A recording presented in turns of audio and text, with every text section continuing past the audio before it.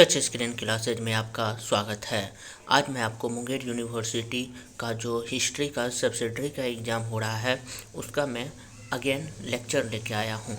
यहाँ पे आपको कुछ जगह, बहुत सारी जगहों में अभी जो है नेट बंद कर दिया गया है, तो आप परेशान ना हो।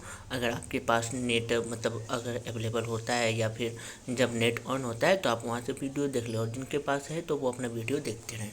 तो यहाँ पे आज वैदिक सभ्यता टॉपिक लेके आए हैं। वैदिक सभ्यता में मैं आपको कुछ इम्पोर्टेंट जो कि पूछा जाता है तो ये आपको लेके आया हूँ।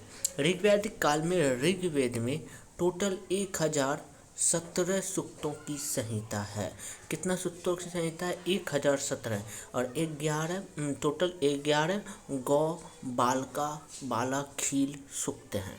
तो इसमें पूछा जाएगा कि 1117 सूक्तों की संहिता है और 11 गौ बालाखील सूक्त हैं। ठीक है। ऋग्वैदिक काल पितृसत्तात्मक होती है। ऋग्वेद में सास अर्थात मदर इन लॉ का वर्णन है। आपसे पूछा जाएगा सास का किस वेद में वर्णन है? ऋग्वेद, यजुर्वेद, सामवेद, अथर्ववेद। तो ऋग्वेद में सास का वर्णन है। ऋग्वैदिक लोग विशेष रूप से संगीत प्रेमी थे। ऋग्वैदिक काल में शरीर के ऊपरी भाग में पहनने वाले कपड़े को अधिवास कहा जाता था और निचली भाग में पहनने वाले कपड़े को वास कहते थे। विवाह के अवसर पर वधू जो वस्त्र धारण करती थी उसे वध्य कहते थे, वध्य। ठीक है। ऋग्वैदिक काल में यक्षमा बीमारी प्रमुख थी। उस समय एक बीमारी प्रमुख थी। तो आपसे पूछा जाएगा यक्षमा क्या है? एक तो यक्षमा बीमारी है जो कि ऋग्वैदिक काल में क्या थी? प्रमुख थी। ऋग्वैदिक काल में वैश्य और क्षुद्र शब्द का प्रयोग नहीं है। ऋग्वैदिक काल में कौन दो शब्दों का प्रयोग यूज नहीं किया गया है? वैश्य और क्षुद्र। ऋग्वैदिक काल में स्त्रियों का जन्म अशुभ माना जाता था। ऋग्वैदिक काल में कुल 33 देवता का अस्तित्व है। ऋग्वैदिक काल में पशु पूजा का उल्लेख प्राप्त नहीं होता है।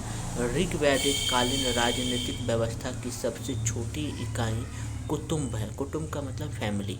राजनीतिक व्यवस्था की सबसे छोटी इकाई क्या होती थी? फैमिली। फैमिली को कुटुंब कहा जाता है। और पहले कुटुंब होता है, कुटुंब मतलब फैमिली, फिर ग्राम, फिर विश्व मतलब विस्पति, जन मतलब राजा और राष्ट्र मतलब सरकार। जनता द्वारा राजा को कर देने की प्रक्रिया को बलिहीत कहा जाता था। ऋग्वैदिक काल में कानून के लिए धर्मन शब्द का प्रयोग किया गया था। ग्राम के न्यायाधीश को ग्राम वादीन कहते हैं। उत्तर वैदिक काल में संयुक्त परिवार की प्रथा थी।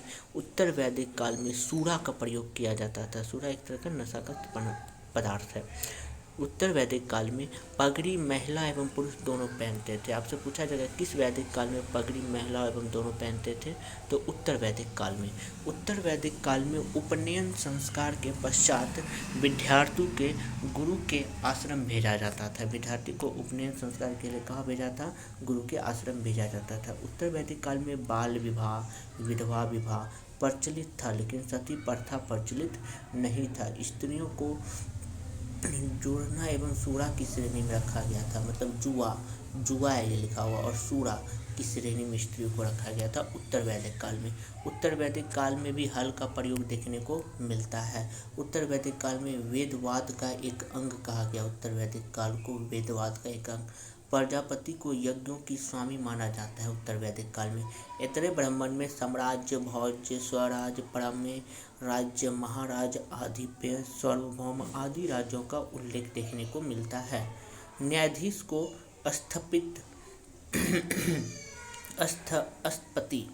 न्यायाधीश को अस्थपति कहा जाता था। ऋग्वैदिक आर्यों को लोहे का ज्ञान नहीं था। अथर्ववेद में लोहे की काल तथा ताबीज का उल्लेख मिलता है। अथर्ववेद में लोहे की जो फाल होती है, फाल और ताबीज यहाँ पे देखने को मिलता था। द्वितीय नगरीय क्रांति गौतम बुद्ध के समय में हुई थी। आपसे ये पूछा जा सकता है कि द्वितीय नगरीय क्रांति किसके शासनकाल में, मतलब किसके समय में हुई थी? तो गौतम बुद्ध के। 1950 से 52 के हस्तिनापुर में खुदाई के दौरान मेढभांड मिले हैं। फिर उसके बाद अपौरुषे कहा गया है वेदों को।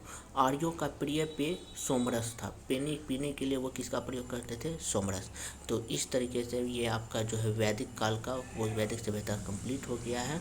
तो आप लोग इसको अच्छे से देख लेना, ये बहुत इम्पोर्टेंट है। और धीरे धीरे आपको नेक्स्ट भी वीडियो दिया जाएगा। अगर वीडियो पसंद आए तो प्लीज़ लाइक शेयर और सब्सक्राइब कर लीजिए। Thank you.